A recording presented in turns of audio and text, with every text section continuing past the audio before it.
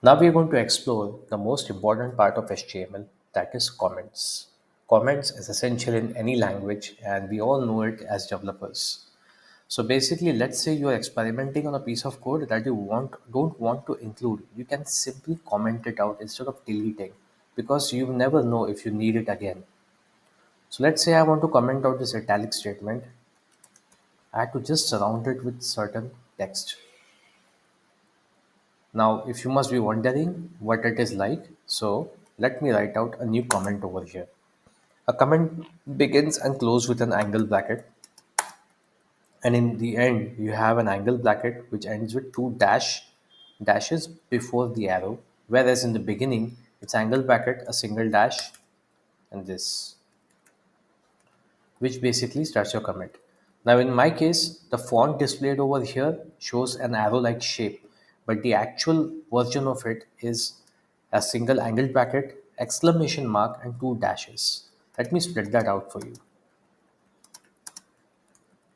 But remember, when you are actually making a code, there should be no spaces between these, which creates a comment for you. And the VS Code also marks it in green or some other color in your case because it tells us that okay, whatever is written in here will not be printed onto your HTML document or will not be treated as part of HTML code. So let's say I write something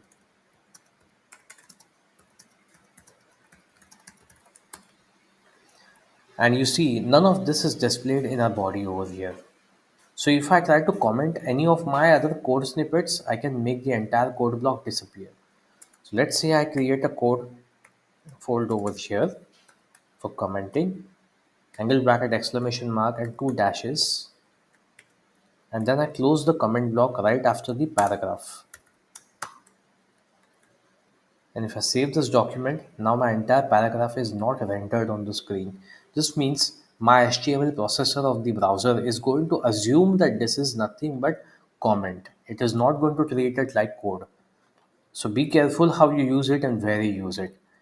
Now, the ideal scenarios of using comments are only two places. Number one is you want to add some comment to notify yourself in the future or the people who might want to modify your code that what part of your HTML document does which part of your code is representing what visual component. Or you can use it to comment out the unnecessary code which you may consider using in the near future or distant future. Okay? All right, that's about it for comments. Let's proceed on to the next chapter.